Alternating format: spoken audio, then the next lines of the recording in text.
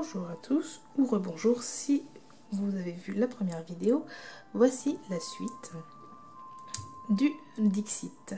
Donc là, dans cette vidéo, je vais vous présenter l'extension numéro 7, Dixit Révélation. Donc ce jeu-là a été illustré par Marina Coudray. Voilà. Donc c'est un jeu à l'origine, donc fait, c'est écrit ici, par Jean-Louis Roubira. Donc toutes les extensions et le jeu de base, c'est de lui. Voilà, donc je vais vous présenter cette 7e extension, qui est la dernière sortie, et qui est une extension en plus. Donc en plus d'être très jolie, donc je vais me répéter un peu parce que s'il y en a qui n'ont pas regardé la première vidéo, je vais quand même reprendre un peu ce que j'y ai dit qui peut être intéressant. C'est un jeu de société à la base. Moi je vais l'utiliser peut-être en jeu de société, je verrai, je vais peut-être le tester comme ça, mais je vais surtout l'utiliser comme un oracle. Parce que les cartes sont très inspirantes pour ce travail-là. Donc encore une fois, je le dis, ce n'est pas une idée de moi, c'est quelque chose que j'ai trouvé sur d'autres chaînes YouTube de passionnés de cartes, je vais dire, cartomanciennes ou non d'ailleurs. Donc j'ai choisi, je mettrai donc les liens de ces personnes-là en fait dans le descriptif en dessous de cette vidéo. Toutes les personnes qui participent à ce projet Dixit par exemple, ou des personnes qui ont fait des reviews qui m'ont plu du Dixit comme je fais actuellement, je vous les partagerai parce que c'est grâce à ces personnes-là que je me suis lancée avec ce jeu. Donc en fait ce qui s'est passé, c'est que chacun donne son interprétation des cartes. Donc je vais vous montrer, chacun donne son interprétation des cartes puisque c'est un jeu libre d'interprétation. Les cartes n'ont ni numéro, ni titre, ni description, contrairement à un tarot ou un oracle qu'on achète pour ça exclusivement. Là c'est un jeu de société, donc il est entièrement vierge de sens. C'est à nous de le donner. Et du coup de faire travailler nos interprétations libres, nos intuitions, nos connaissances de symboles et tout ça. Voilà, on vient par nos personnalités, nos expériences, donner vie à ces cartes, en quelque sorte. Et du coup, il existe donc sur un groupe Facebook, Blackstone Ring, il existe des gens qui ont fait... Enfin, ça a commencé avant ce groupe Facebook, mais ça s'est relayé plus rapidement grâce à lui. Des gens qui prennent en photo ou font une vidéo d'une des cartes des extensions qui existent. Donc il existe 7 extensions plus le jeu de base. Et du coup, chacun vient donner l'interprétation qu'il y voit dans les cartes par rapport aux illustrations. Et ça permet ainsi de confirmer nos impressions ou de les développer tout simplement. Voilà, d'enrichir notre panel d'interprétation. Donc cet exercice-là est vraiment passionnant, je trouve. Et là, du coup, je vais vous montrer les cartes de cette extension. Donc, avec cette première carte, j'attendais du coup pour vous la montrer parce que cette première carte, j'ai pas mal de choses à dire dessus. Enfin, je vais essayer de faire court quand même. Déjà, ce jeu a une particularité supplémentaire par rapport aux autres extensions. Celle-ci, c'est la dernière sortie récemment. C'est qu'il y a dedans, je sais plus combien, je sais pas si c'est écrit. Non, enfin bon, peu importe. Il y a plusieurs cartes, donc il y en a quand même pas mal, qui sur les 84 cartes qui ont des dorures. Et très franchement, ça apporte un truc en plus à ce jeu qui est déjà d'une belle qualité d'impression. Vous avez, voilà, je sais pas si ça va bien. Voilà, les couleurs sont magnifiques, j'espère que ça rend bien sur l'écran en tout cas. Les couleurs sont vraiment sublimes. La qualité est vraiment belle, satinée, hein, voilà. Et du coup, ce jeu a cet aspect en plus par rapport aux autres extensions. Après, on aime, on n'aime pas, on trouve ça important ou pas, peu importe. Moi, c'est vrai que c'est pas le genre de choses spontanément vers lequel je serais allée de base. Je ne fais pas spécialement dorure et compagnie. Mais là, je suis bluffée en fait du résultat. Donc c'est vraiment quelque chose auquel je réfléchis pour mes jeux à venir, parce que je trouve que ça a vraiment un aspect positif en plus sur les jeux. Voilà. Donc pour parler de cette première carte, en fait, c'est que je vous disais dans la vidéo précédente, si vous l'avez vue, sinon je vais réexpliquer, que à partir des cartes, il y en a plusieurs dans les 2 extensions que j'ai achetées, qui m'ont fait penser à des cartes du tarot du Rider-Waite, parce que c'est principalement lui que j'utilise, enfin c'est que lui d'ailleurs exclusivement que j'utilise, enfin Rider-Waite et clone de Rider, et du coup celle-ci pour moi c'est la grande prêtresse. Donc dans le jeu précédent il y avait le fou que je vous avais montré, là pour moi c'est la grande prêtresse que je vois. C'est... Voilà, cette carte, elle me bluffe, elle me scotche complètement. Voilà. Je ne veux pas rester 50 ans dessus, mais vraiment, je la trouve magnifique. Du coup, je voulais vous en faire profiter vous aussi. Voilà. Bon, je passe à autre chose parce que sinon, je vais rester longtemps dessus. Voilà, donc une illustration parfaite de ce que je disais. Les dorures. Voilà. J'espère que le jeu du dorure va se voir sur l'écran. Donc on a ce pendule avec cette sphère terrestre et les petits papillons autour. Voilà. Donc là encore, beaucoup d'interprétations possibles. Voilà. Voilà. Celle-ci par exemple me fait penser à l'ermite. Avec la petite lanterne ici, mais... Et il y a un œuf, donc la recherche d'une vérité, la recherche de... Ah, qu'y a-t-il dans ce petit monde? Voilà, donc elle aussi, elle a des dorures. Donc elles en ont pas toutes. Celle-ci est très belle aussi. Elle n'a pas de dorure. Voilà. Mais elle est riche en niveau d'analyse, je dirais. Voilà. Celle-ci est très belle aussi. Celle-ci, je regrette justement, parce qu'elle a du doré de pain, mais il n'y a pas de dorure ajoutée sur la carte. Et j'aurais bien aimé, parce que déjà que je la trouve magnifique, ça l'aurait fait ressortir encore plus. Celle-ci, pareil, m'inspire beaucoup de choses. Voilà.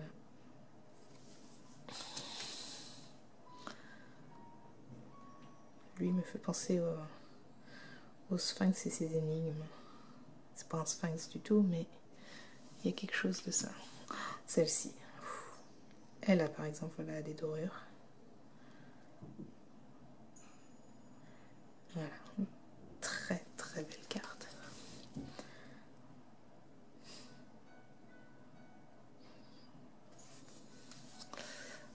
Bon, alors celle-là, pour la petite histoire, je l'avais vue sur différentes vidéos, du coup, des reviews que je regarde, et moi je suis hyper arachnophobe. Mais même genre un dessin comme ça, là vous voyez, je vais pas mettre le doigt dessus, ça me hérisse le poil. Mais je l'ai acheté quand même, du coup cette carte-là va m'aider à travailler. Là je la tiens longtemps pour vous, parce que je me dis que faut quand même que je vous montre toutes les cartes, hein. Je vais pas faire de favoritisme, mais voilà, je vais travailler sur moi, et c'est vrai que jusqu'à maintenant j'évitais tous les jeux où des araignées étaient représentées.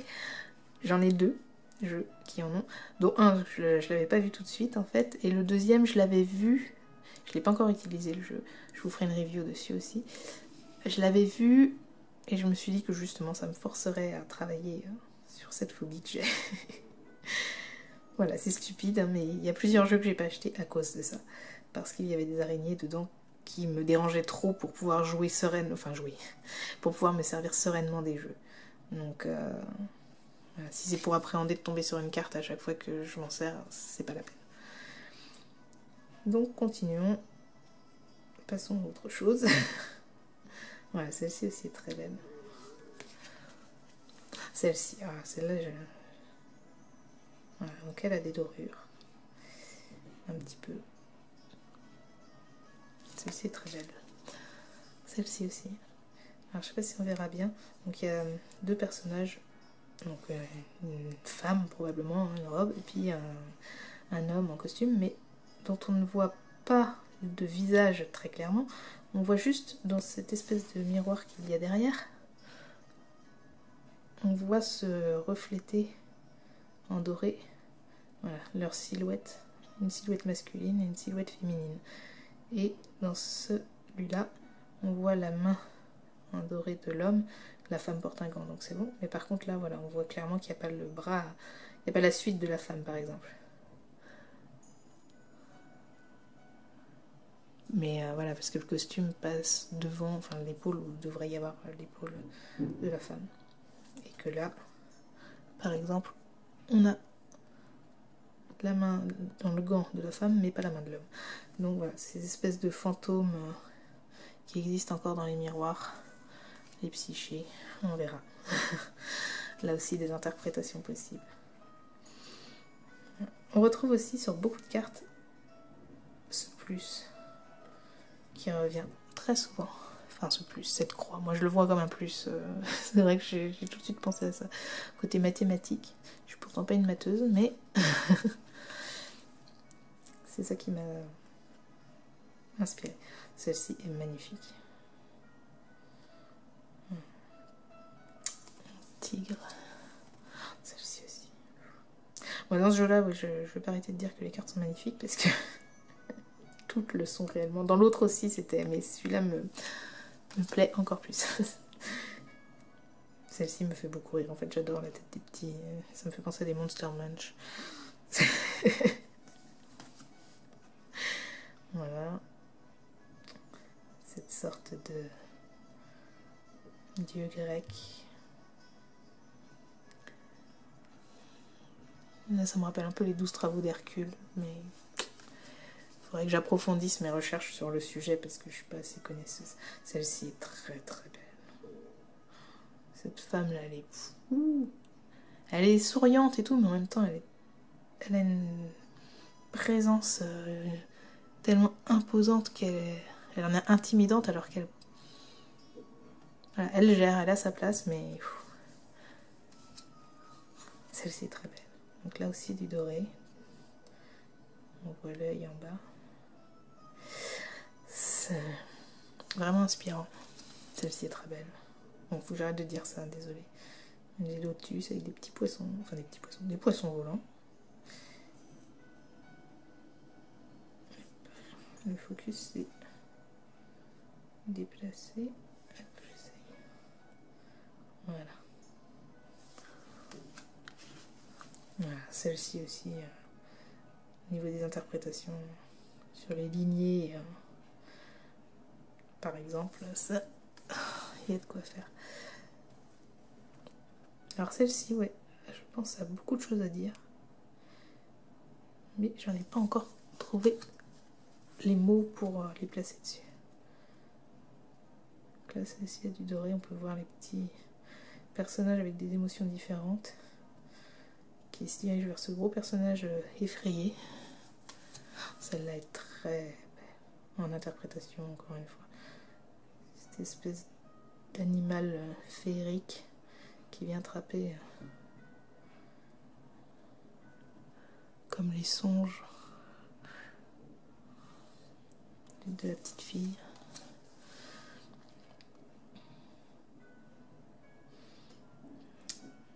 Celle-ci me fait penser à un conte. Vraiment, ces illustrations sont tellement inspirantes. Celle-ci est pas mal aussi. Plein de petites choses à voir un peu partout dans ces cartes. Les dés du destin.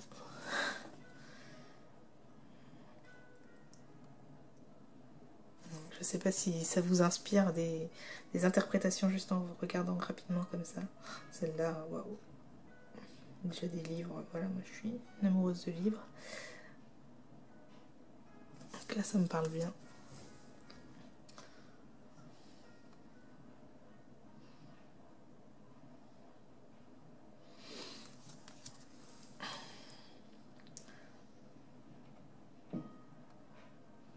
Là on retrouve, c'est pas des plus, là c'est plus des croix, voilà. Mais ça reste quand même la même forme symbolique qu'on retrouve. Donc voilà. Donc celle-ci par exemple aussi, où on a donc non, il n'y a pas de dorure sur celle-là. Là on a des plus, mais on a aussi des moins. Et du coup,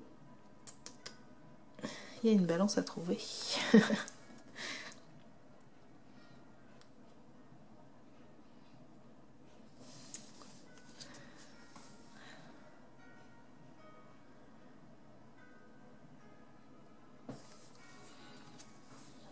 Celle-là a du doré. Bon, celle-ci me parle beaucoup. Mon côté écolo.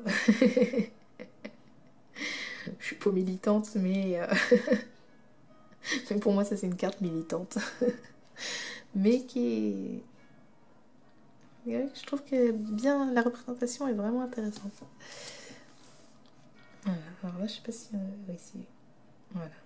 On a ces abeilles avec cette roulotte ruche et ces abeilles qui transportent des fruits avec des fœtus dedans.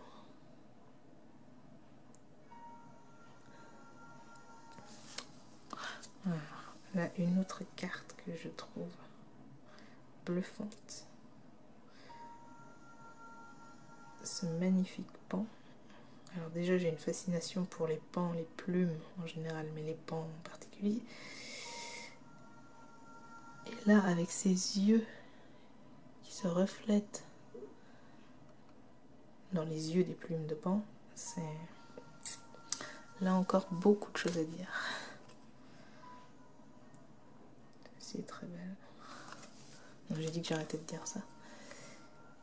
Voilà. Donc ça, par exemple, ça pourrait être l'empereur. Voilà. Par exemple. Pas que. Ça pourrait être d'autres choses aussi, mais dans le rider, ça pourrait être l'empereur. Celle-ci est très belle aussi. Donc là, c'est les cartes du deuxième paquet qui commencent. Donc dans ce paquet-là, il me semble qu'il n'y a plus de cartes avec des dorures dessus. Il me semble. Voilà.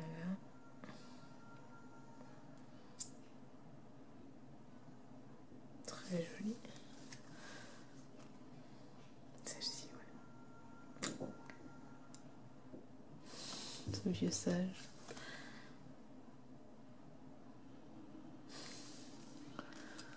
Encore un autre vieux sage. Croqueur de livres.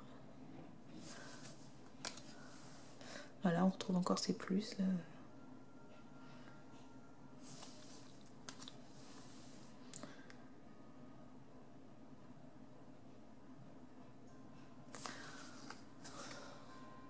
Ouais, c'est comme la cigale et la fourmi.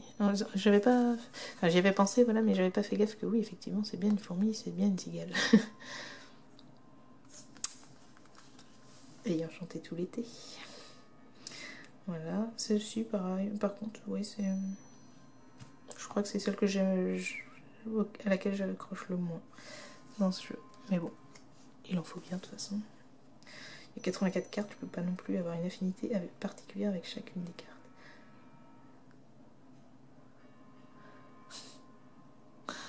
J'aime bien la tête du macaque. Il a l'air vraiment dédaigneux.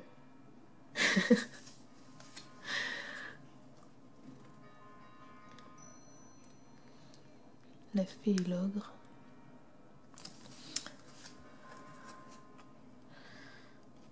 Un sumo.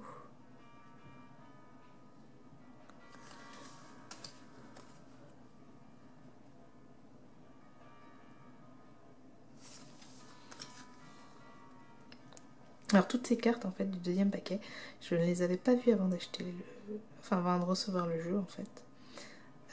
Parce que je n'avais pas dû regarder les vidéos jusqu'au bout.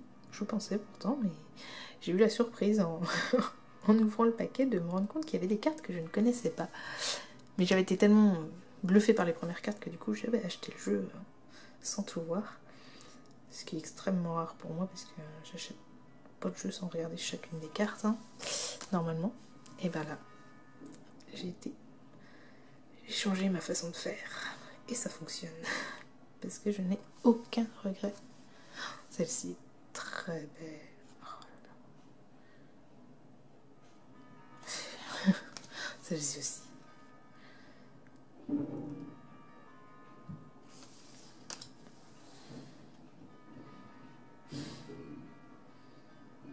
Celle-ci m'inspire beaucoup.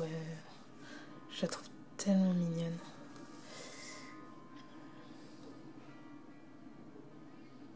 Voilà, celle-là par exemple m'inspire un peu moins, mais il y a quelque chose à en faire. Les ciseaux.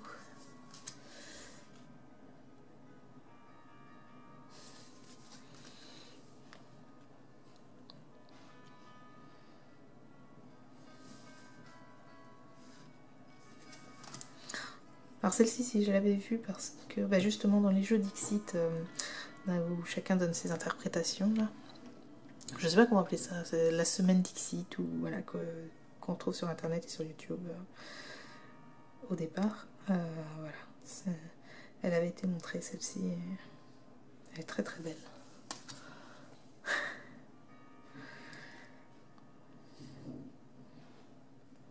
Celle-ci a un côté dérangeant, je trouve.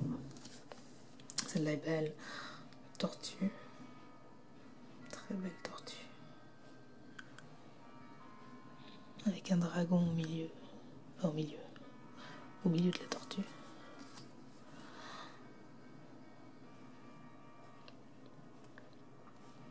Donc vous voyez, ouais, il y a vraiment un imaginaire dans ces cartes. Celle-ci, faut que j'arrête de dire ça. Il y a vraiment, c'est riche en imagination. Ça donne un potentiel à ces cartes, à ce jeu.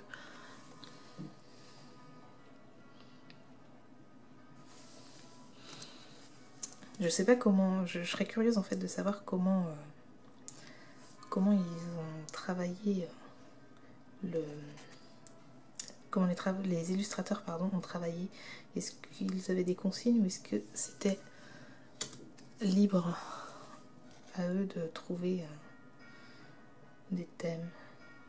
Je serais curieuse de savoir comment ça s'est passé en coulisses pour la création de ce jeu, parce que vraiment il y a tellement de choses, c'est vraiment bluffant.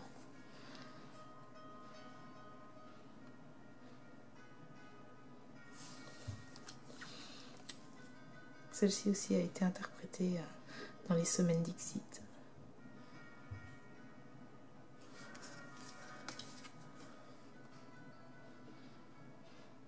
Ça me fait penser à Casse-Noisette, forcément. Enfin, pas Casse-Noisette, pardon. Comment c'est? Le petit soldat de plomb, c'est pas ça? Enfin, je sais plus comment ça s'appelle. Je rechercherai. Où il se fait avaler par un poisson après.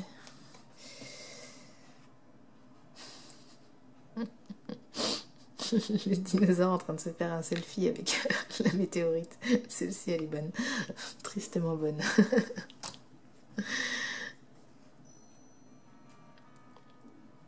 Voilà.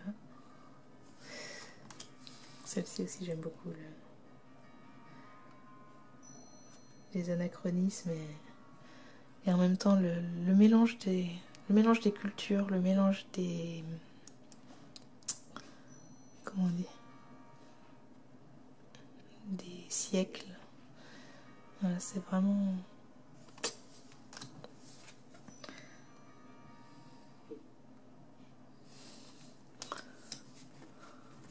Ah, je vais y arriver. La mini Indiana Jones. Voilà, et la dernière carte. Hey, c'est drôle ça. Non, je réalise en même temps que c'est l'oiseau qui vit juste derrière chez moi, là, qui est en train de faire son trou dans l'arbre, piquer pêche. Dans l'arbre, juste derrière chez moi, il prépare son nid pour le printemps. Donc voilà, c'était la dernière carte, la 84e carte du coup de ce jeu. Donc j'espère que ça vous aura plu, j'espère que ça vous aura inspiré aussi. Donc je partagerai tout ça, mes interprétations des cartes, au fur et à mesure. Alors peut-être pas en vidéo parce que ça risque... Enfin, je suis pas assez douée avec les vidéos pour ça. Mais donc les deux Dixit, je partagerai probablement sur mon blog ou sur Facebook, je sais pas encore, mes interprétations des cartes, et puis bah, chacun pourra réagir, compléter ou dire non, je suis pas d'accord. Moi je vois pas ça comme ça. Voilà. Donc j'espère que la présentation de ces deux jeux vous aura plu, vous aura donné envie. Et puis si vous aussi vous avez envie de montrer vos extensions Dixit carte par carte, bah, je serais heureuse de les regarder. Donc vous pouvez m'envoyer vos liens vers vos chaînes aussi. Ça sera toujours avec plaisir que je regarderai. Voilà, en espérant que vous passerez une bonne journée d'ici là. Et puis à bientôt tout le monde. Bye bye.